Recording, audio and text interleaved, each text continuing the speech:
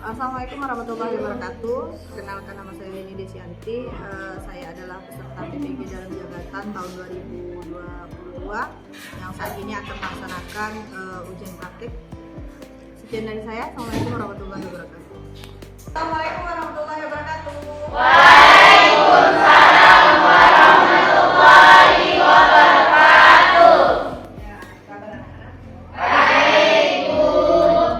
Mudah-mudahan sehat semua ya. Amin. Kita baru saja ya ada karyawan di sekolah ini yang pada saat ini terpapar COVID ya. Jadi Ibu berharap tidak mengurangi semangat kalian di sekolah dan tetap jaga protokol kesehatan ya. Walaupun di sini Ibu lihat ada beberapa yang tidak pakai masker ya. Tapi kalau bisa, kalau merasa kitanya kurang kekebalan tubuh kita ya, lebih baik kita pakai masker ya. Oke? Nah, untuk saat ini karena Ibu akan juga nih kalau pakai masker nanti suara Ibu udah jelas ya. Oke? Baik, untuk mulai kegiatan kita pada hari ini, Ibu mohon bantuan sama Bang Jaki untuk memimpin teman-temannya berdoa. Silakan Bang Jaki. Sebelum memulai pelajaran, mari kita berdoa dulu agama dan doa dimulai.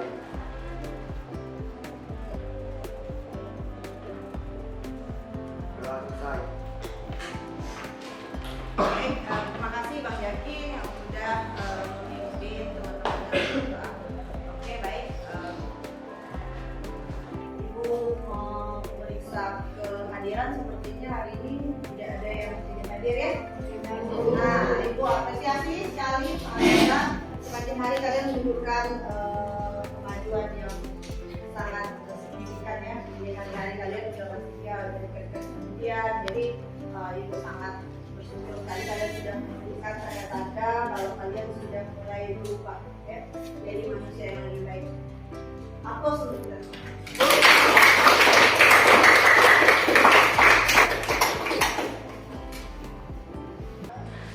Baik, hari ini kita akan melanjutkan materi kita pada pekan yang sebelumnya, masih tentang hak dan kewajiban warga negara yang diatur dalam undang-undang. Nah, kalian tentunya sudah memahami ya, sebelumnya sudah memahami apa itu kemudian hak warga negara, perbedaannya dengan hak asasi manusia, kemudian kewajiban asasi manusia dan kewajiban warga negara. Masih ingat dengan yang sudah disampaikan pada pekan sebelumnya?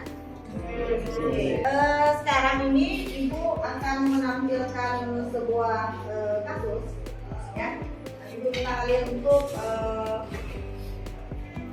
mengamati apa yang Ibu akan tayangkan. Kemudian kalian harus konsentrasi ya, lihat, amati, bersama. Nanti setelah itu Ibu akan menanyakan tanggapan kalian tentang video yang akan Ibu tayangkan. Oke? Siap? Ya. Kita mulai ya.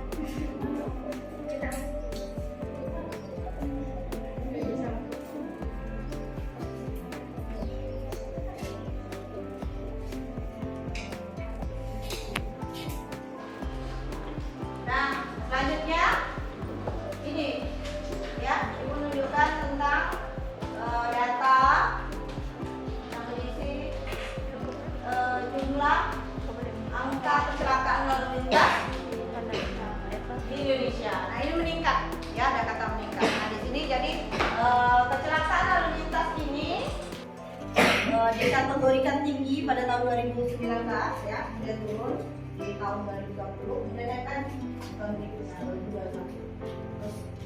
Nah, jadi data ini kalian bisa lihat ini dalam bentuk apa ini namanya? Diagram ya. Jadi kalian harus bisa membaca diagram. Nah ini jumlahnya, nanti kalian bisa lihat lagi yang Ibu sampaikan bahwa ada peningkatan jumlah kecelakaan lalu lintas di Indonesia yang diakibatkan oleh pelanggaran aturan pelanggaran. Nah menurut kalian masyarakat yang tidak mematuhi aturan lalu lintas ya sehingga menyebabkan terjadinya kecelakaan ya yang sudah ada ya itu termasuk pelanggaran hak atau pengingkaran kewajiban? Pengingkaran kewajiban. Ada yang jawabannya beda? Ya. Kenapa dikatakan sebagai pengingkaran kewajiban? Tidak pelanggaran hak. Karena mementingkan ego sendiri. Karena mementingkan ego sendiri. Oke, boleh. Nah, ada yang lain? Tidak mensalahi peraturan lalu lintas. Kurangnya kesadaran. Ada yang lagi? Tidak mematuhi peraturan lalu lintas. Iya, tadi memang kecelakaannya diakibatkan oleh tidak mematuhi aturan Lalu lintas. Nah, jadi tadi abang mengatakan kurang kesadaran. Kenapa kurang kesadaran? Apa yang harus disadari? Peraturan. Peraturan. Kenapa peraturan ini? Kewajiban kita. Iya, karena mematuhi aturan lalu lintas itu adalah Wajib. supaya lalu lintasnya jadi teratur. Kalau teratur maka kecelakaan itu akan kurang, bahkan bisa memungkinkan tidak terjadi. Nah, ya. Nah, sekarang kita lanjut. Yang tujuannya, tujuan pelajaran. Kemudian penyebab terjadinya pelanggaran hak dan pengingkaran kewajiban. Nah, menurut kamu selain tadi yang sudah dikatakan oleh Bang Yusuf, yang pertama kurangnya kesadaran.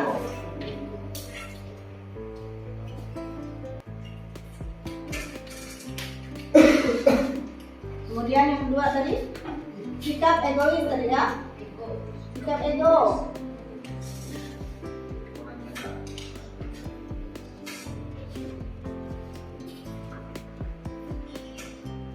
Ada pendapat yang lain? Nah baik, jadi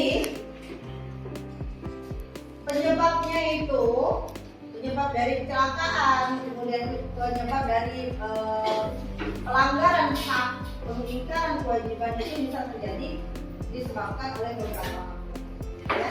Selain yang disebutkan oleh Bang Yusuf dan kakak tadi, ada beberapa faktor penyebab terjadinya pelanggaran hak dan pengingkaran kewajiban. Nah, bisa dibaca ya, bisa dilihat. Nah, termasuk yang disampaikan oleh Bang Yusuf tadi, sikap egois. Masuk nggak? Masuk. Kemudian rendahnya kesadaran ada?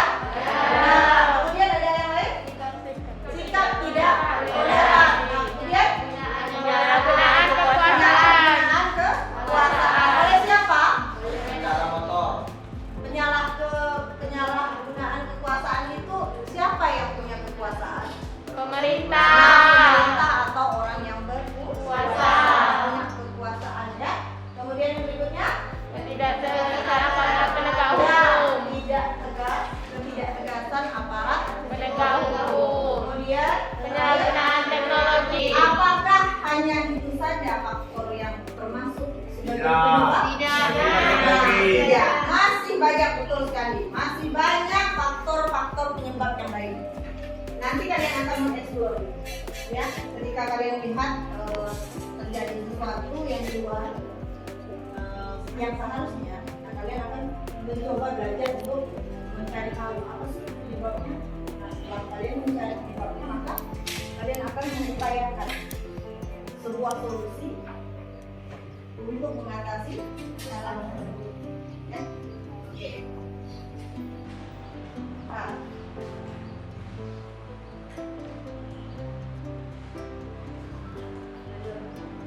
Nah, dari contoh tadi kasus pelanggaran lalu lintas tadi, kecelakaan tadi ya, ada lagi contoh-contoh kasus yang lain yang terkait dengan yang pertama hak kasus pelanggaran hak. Nah ini bukan contoh, ada beberapa kasus. Yaitu yang pertama proses penegakan hukum yang belum optimal. Contohnya apa? Ada yang biasanya salah tangkap. Terus ada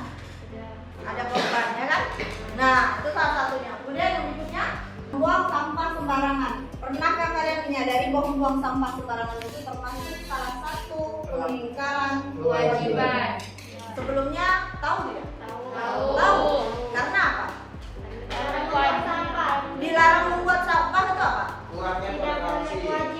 Nah, kewajibannya harusnya masyarakat itu seharusnya punya Menjaga kewajiban. kebersihan lingkungan. Iya, menjaga kebersihan lingkungan. Baik di sekolah. Kemudian lanjut yang tadi ya, yang tadi melanggar aturan lalu lintas. Kemudian berikutnya, nah ini kadang-kadang yang tidak kalian sadari, merusak fasilitas negara. Sekolah itu sebenarnya merupakan salah satu fasilitas negara yang dikasih kamu, dipinjamkan biar kamu bisa sekolah. Nah, berarti kalau kalian merusak, coret-coretan, ya kan? Kursinya digoyang-goyangkan, sampai patah, ya kan? Terus apa lagi? Coret-coret dinding, pecahan kaca, apa lagi? Lain. Merusakkan kipas. Merusakkan fasilitas itu tadi misalnya. Itu termasuk? Pelanggaran kewajiban sebagai penjara. Nah, ya, oke. Sekarang bagaimana upayanya? Lanjut. Bagaimana upayanya agar tidak terjadi pelanggaran hak dan pengingkaran kewajiban? Nah, upaya yang dilakukan itu ada beberapa. Di situ kamu bisa lihat. Ada berapa? 4. Nah, yang pertama dari pemerintah itu ada 2. Yang pertama upaya pencegahan, jangan sampai terjadi. Nah, yang kedua penanganan. Nah, kalau penanganan itu Menangani. apakah? Sudah terjadi. Sudah terjadi, betul? Ya, kasih aplaus dulu.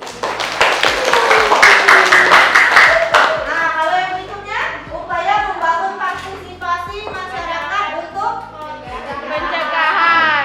pencegahan. Nah, itu upaya dari sesama masyarakat. Yang terakhir, Upaya menumbuhkan kesadaran dalam menyeimbangkan antara hak dan kewajiban. kenapa bisa terjadi pelanggaran hak dan pengingkaran kewajiban? Karena adanya ketidakseimbangan antara hak dan kewajiban. Mana dulu yang dilaksanakan? Harusnya laksanakan dulu kewajiban, baru kita untuk aku saja dulu kita. Nah, sekarang menurut kalian, selain kasus yang sudah disebutkan tentang pelanggaran hak dan pengingkaran kewajiban, ada tidak kasus-kasus lain yang pernah kalian amati, yang pernah kalian ketahui, atau yang kalian rasakan, bisa kalian amati, bisa kalian temukan? Apa aja itu selain yang disebutkan? Ada tidak? Tingginya angka putus sekolah. Apa Kak? Tingginya angka putus sekolah. Tingginya angka putus sekolah itu termasuk pengingkaran kewajiban atau pelanggaran hak? Pelanggaran. Benar kan? Pelanggaran hak. Benar, yang lain benar? Benar. Salah satu. Karena apa? Karena hak untuk hak pendidikan masyarakat itu ada diatur dalam undang-undang. Oke, selain itu ada yang lain?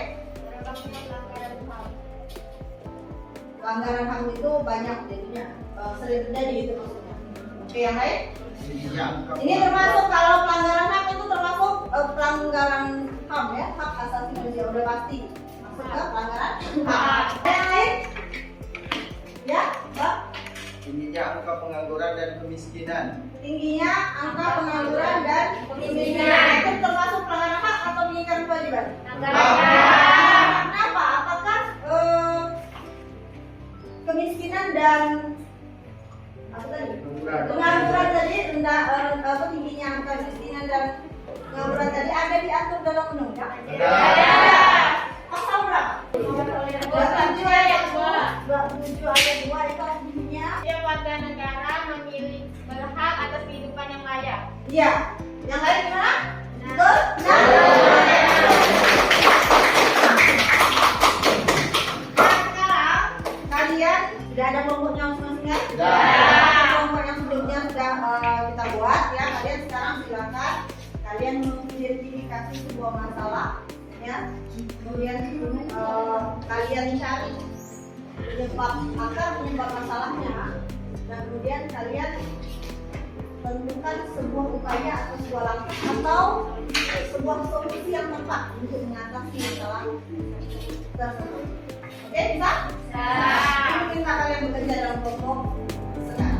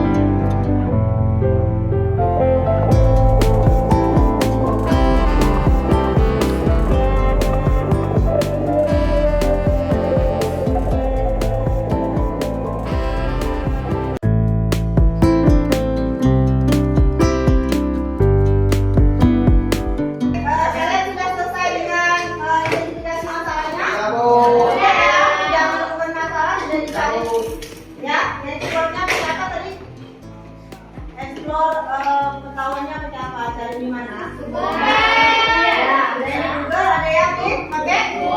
Oke. Nah sekarang ibu minta kalian nanti masing-masing kelompok mempresentasikan hasil yang sudah kalian buat, yang sudah kalian berikan. Nah ini ibu mau kesepakatan dulu.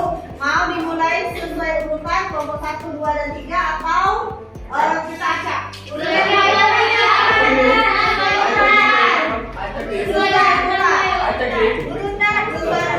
Oke, kalau begitu untuk kesempatan yang pertama kita kasih ke kelompok 1 untuk presentasi ya. Aplaus untuk kelompok 1. Nanti kelompok 1 bersiap, ibu minta kelompok 2 dan kelompok 3 untuk memperhatikan, kemudian menyampaikan pertanyaan atau menanggapi, memberikan saran dan sebagainya ya.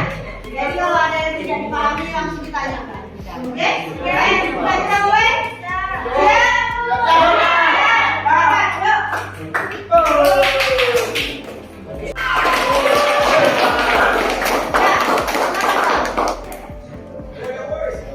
Assalamualaikum warahmatullahi wabarakatuh. Terima kasih atas kesempatannya. Kami dari kelompok 1 ingin memaparkan hasil pencarian dan kerjasama dalam pelanggaran hak. Intinya angka pengangguran dan kemiskinan.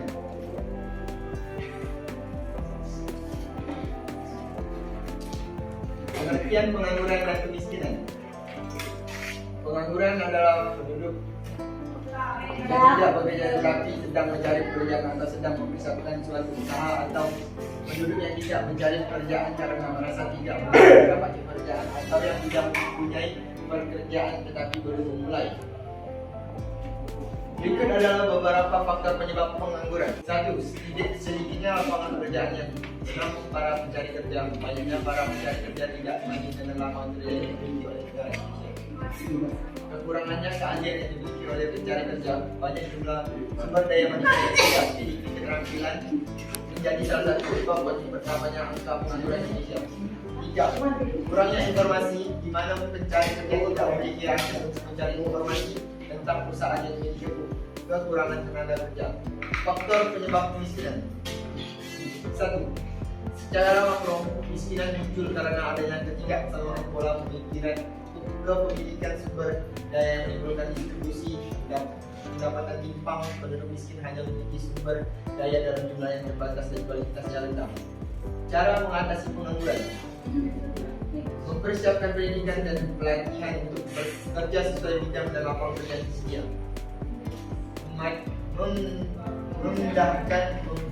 Memudahkan tenaga kerja di tempat yang dibutuhkan. Dapat meningkatkan modal kerja yang menganggur. Dapat menjadikan industri pada karya. Cara mengatasi kemiskinan. Membangun sektor pertanian, membangun sumber daya manusia, redistribusi pendapatan secara lebih, pembangunan infrastruktur. Sekian yang dapat kami paparkan dari hasil diskusi kelompok kami. Sekian, terima kasih. Wassalamualaikum warahmatullahi wabarakatuh. Waalaikumsalam warahmatullahi wabarakatuh.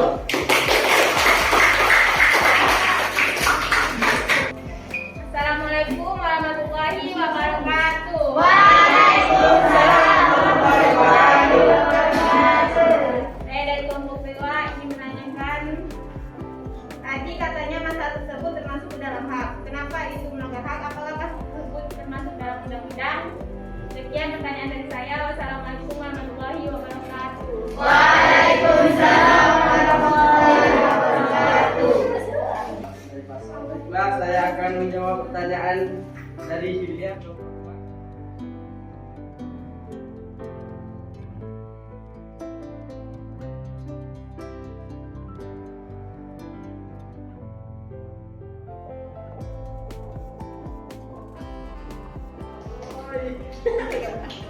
Baiklah, terima kasih atas jawabannya.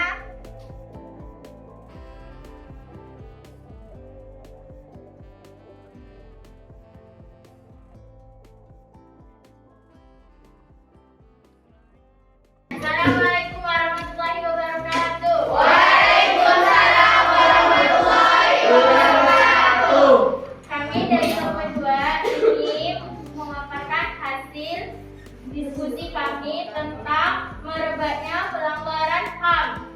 Jadi, pelanggaran HAM adalah perbuatan yang melanggar HAM orang lain yang dilakukan dengan perseorangan atau perkelompokan, dapat juga aparat negara, sebaik secara disengaja maupun tidak disengaja atau sebuah kecerobohan, memberi sebuah gagasan dan atau mempermampatkan atau mengambil hak.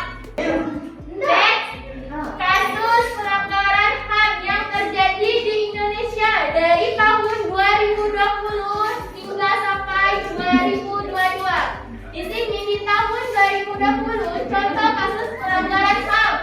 Kasus tewasnya 6 respon pembelaan Islam PBI di Karawang, Jawa Barat menjadi satu kasus yang menarik perhatian publik.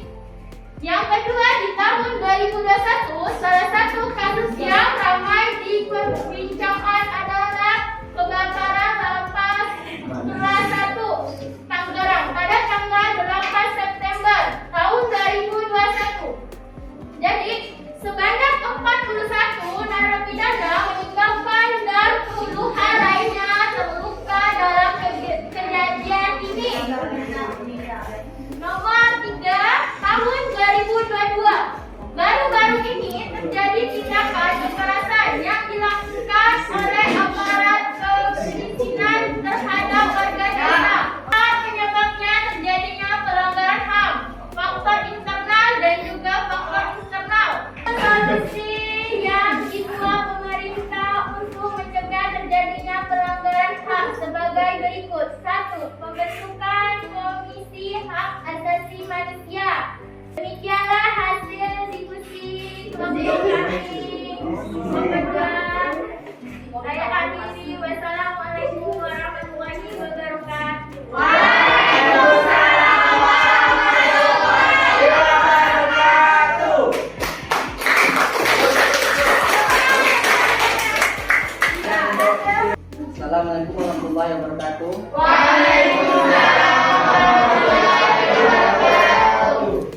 Apakah salah satu dari kelompok kalian ingin bertanya? Ada, saya kelompok kami. Silakan. Oke. Silakan. Enggak, saja pilih dulu. Assalamualaikum warahmatullahi wabarakatuh. Waalaikumsalam warahmatullahi wabarakatuh. Kami ingin bertanya, bagaimana cara mencegah agar kasus pelanggaran HAM tidak terjadi lagi di lain hari? Itu dari pertanyaan kami. Wassalamualaikum warahmatullahi wabarakatuh. Waalaikumsalam warahmatullahi wabarakatuh. Dari yang kami jawab dari pertanyaan dari kalian, ini seperti yang di depan. Satu, pembentukan Komisi Hak Asasi Manusia atau Komnas HAM. Kedua, penetapan Undang-Undang Dasar Nomor 26 Tahun 2000 tentang Pengadilan HAM.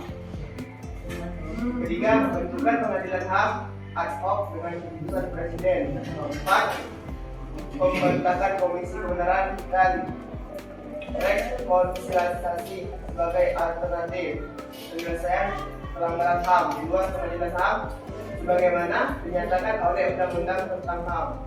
5. Meratifikasi berbagai konvensi internasional tentang HAM. Nah, tadi kami langsung dari Kompaskom. Oke, Sekian dari saya. Assalamualaikum warahmatullahi wabarakatuh. Waalaikumsalam warahmatullahi wabarakatuh. Kami perwakilan dari kelompok 3 ingin mempresentasikan tentang tingginya angka putus sekolah.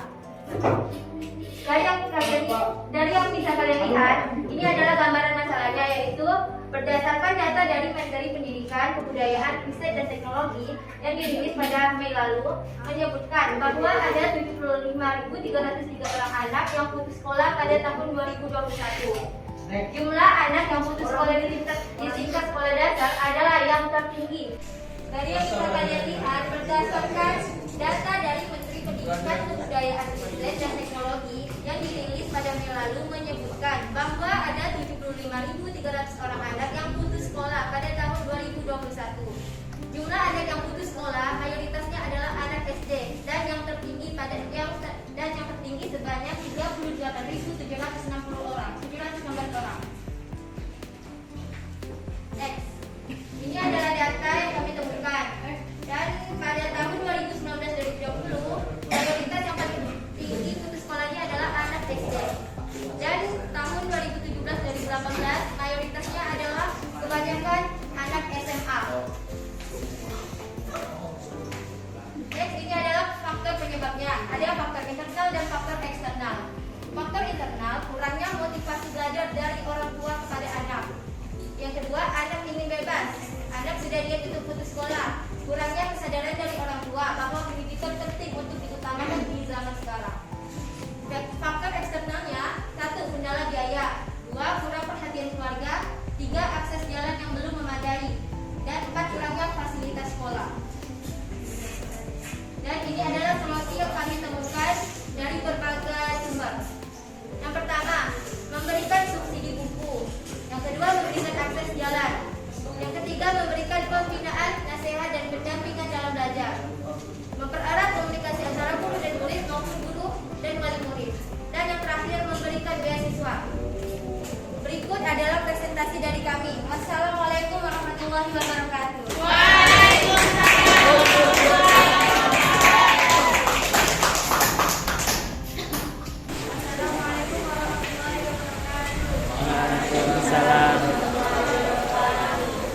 Baik, saya dari kelompok 1 ingin menanyakan hasil konsultasi dari kelompok 3. Bagaimana upaya masyarakat untuk mengatasi masalah ini? Sekian dari saya. Wassalamualaikum warahmatullahi wabarakatuh.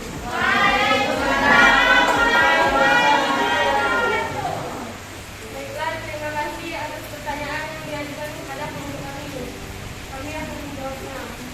Menurut pandangan kami, sebaiknya masyarakat berpikir lebih kritis untuk menanggapi hal tersebut, seperti membantu menggalang dana, donasi, atau apapun itu untuk membantu anak tersebut mencukupi kebutuhannya agar bisa mendapatkan pendidikan yang layak, dan membantu menyadarkan kepada orang tuanya akan pentingnya pendidikan di zaman sekarang untuk anak-anak sendiri agar lebih baik ke depannya. Sekian. kasih. Assalamualaikum warahmatullahi wabarakatuh.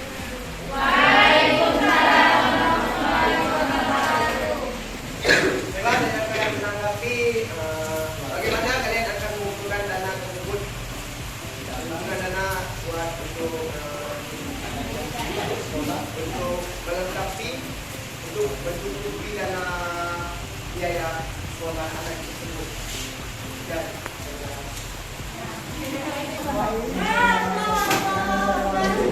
bagi sumbangan sekolah dulu, gimana ibu?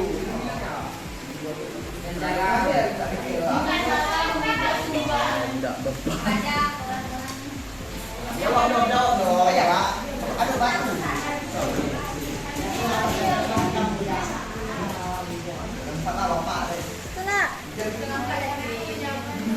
Oke, baik, terima kasih.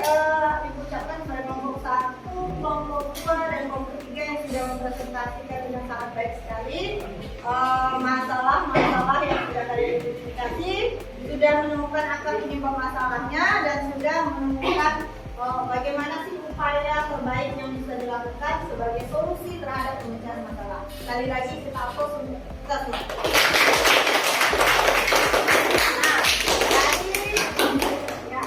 Dari kelompok 1 tadi yang membahas tentang masalah Pengangguran dan kemiskinan.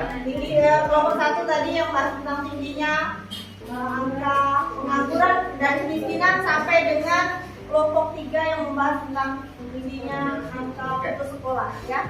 Nah, kelompok 2 tadi tentang merebaknya kasus HAM, ya. Benar ya? Nah, oke. Jadi semua yang kalian bahas itu adalah tentang pelanggaran hak yang terjadi. Jadi pas ya Ibu menjelaskan tentang kasus pelanggaran pengingkaran kewajiban, kalian mengidentifikasi masalah tentang pelanggaran hak. Bukan HAM ya, pelanggaran hak. Nah, dari pelajaran kita hari ini, Ibu mau nanya, ada kesulitan apa saja yang kalian temui selama kalian mengidentifikasi sampai dengan merumuskan solusi atau upaya? Ada kesulitan? Tidak ada. Sumber-sumbernya kalian temukan dengan mudah? Mudah. Kemudian dari pelajaran kita hari ini, ya, apa yang bisa kita simpulkan? Coba Bang, satu kesimpulan dari kelompok kalian apa? Ya, silakan Bang. Pelanggaran hak warga negara terjadi ketika warga negara tidak dapat menikmati atau memperoleh haknya sebagai mestinya yang ditetapkan oleh undang-undang. Pelanggaran hak warga negara merupakan akibat dari adanya kelalaian atau peningkatan terhadap kewajiban baik yang dilakukan oleh pemerintah maupun oleh warga negara sendiri. Kasih aplaus. Dari kelompok sini, kesimpulan, satu kesimpulan. Pelanggaran hak dan pengingkaran kewajiban warga negara biasanya disebabkan oleh tingginya sikap egoisme yang dimiliki oleh setiap warga negara, sehingga yang ada di pikirannya hanya sebatas bagaimana cara mendapat haknya, sementara yang menjadi kewajibannya dilupakan. Selain itu, rendahnya kesadaran hukum warga negara juga mendorong terjadinya pelanggaran dan pengingkaran kewajiban oleh warga negara. Ya, kasih aplaus lagi. Yang terakhir, kesimpulan dari kelompok 3, silakan. Tindakan terbaik dalam penegakan hak dan kewajiban warga negara adalah dengan mencegah timbulnya semua faktor penyebab dari pelanggaran hak dan pengingkaran kewajiban warga negara. Apabila faktor penyebab tidak muncul, pelanggaran hak dan pengingkaran kewajiban warga negara dapat diminimalisir atau bahkan dihilangkan. Ya, kasih aplaus lagi ya saya.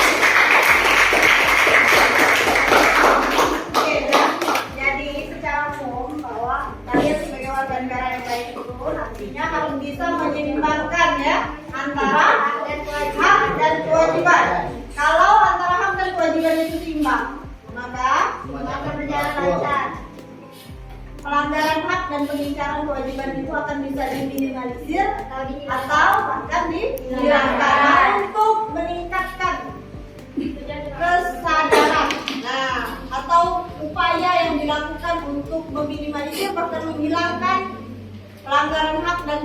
kewajiban itu tidak hanya harus diupayakan oleh pemerintah saja, tetapi masyarakat juga, kesadaran diri juga dimulai dari diri sendiri. Nah, itu caranya menyeimbangkan antara hak dan kewajiban. Oke, terima kasih atas partisipasi kalian terhadap pembelajaran kita pada hari ini. Sangat aktif, sangat baik sekali, dan ibu juga sudah menilai aktivitas kalian ya selama kalian berdiskusi, selama belajar dan sebagainya. Baik, untuk selanjutnya ya, kalian nanti kasih link untuk mengerjakan mengisi lembar refleksi, kemudian menjawab beberapa soal untuk Ibu melakukan pengukuran kemampuan kalian dari pembelajaran yang sudah kita laksanakan. Oke, untuk pertemuan berikutnya di pekan berikutnya, ya kita akan mengadakan mid semester. Oke, ya. Kalian menyiapkan dari materi-materi yang sudah kita pelajari.